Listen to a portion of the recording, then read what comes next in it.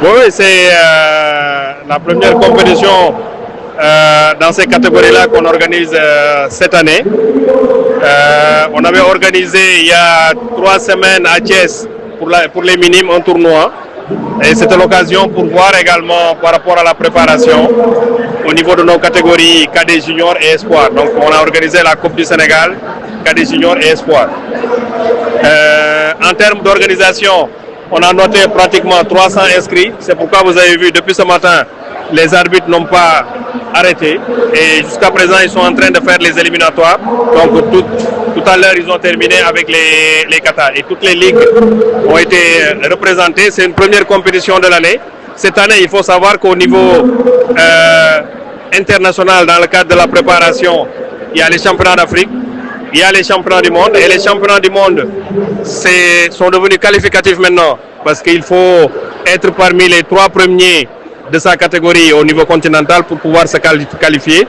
Au-delà, sinon il faut être parmi les premiers au niveau mondial. Donc il y a un double enjeu, non seulement ce sera la participation pour avoir des résultats, mais voir également combien de qualifiés au niveau des championnats du monde senior. L'année passée, au niveau de la petite catégorie, on avait fait d'excellents résultats avec nos 2 titres de champion d'Afrique dans la catégorie des cadets. Le titre de médaille de bronze au championnat du monde avec Seignba Kesek.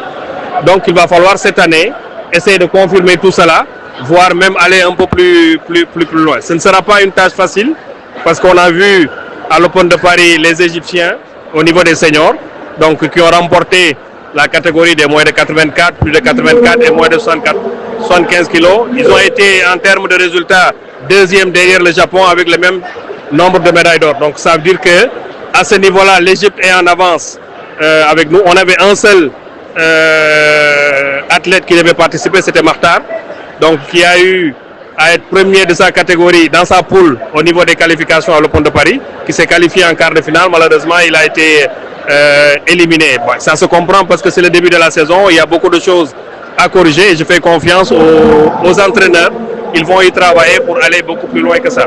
Donc c'est le démarrage de la saison. Donc on va voir l'état de forme de nos différents athlètes. Est-ce que nos internationaux vont confirmer dans leur catégorie et tout, pour que véritablement le travail puisse démarrer.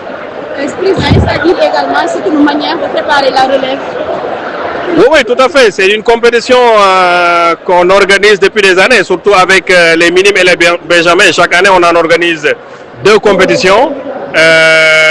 C'est ça qui permet, en fait, au niveau des seniors de faire des résultats. Parce que, pourquoi l'Égypte, en général, quand on les rencontre au niveau des seniors, on a des difficultés.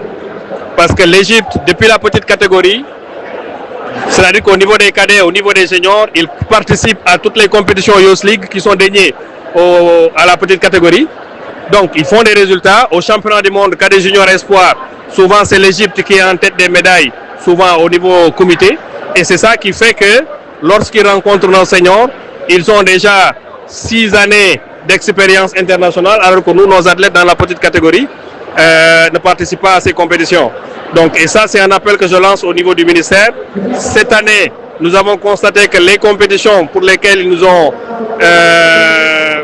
validé la participation, il n'y a pas beaucoup de compétitions de la petite catégorie, alors que pour l'avenir, pour préparer la relève, il faut que nos compétitions, nos athlètes de la petite catégorie se mesurent avec les autres athlètes des autres pays pour savoir l'état d'avancement. Donc, plus tu en fais de compétition internationale, mieux c'est. Et c'est ça qui rassure, c'est ça qui permet aux entraîneurs également de pouvoir corriger, de pouvoir améliorer. Et ce qu'on a constaté, Mbaké Sek, l'année passée, lorsqu'il a gagné la médaille de bronze au niveau des championnats du monde, c'est parce qu'il a participé à plusieurs compétitions internationales.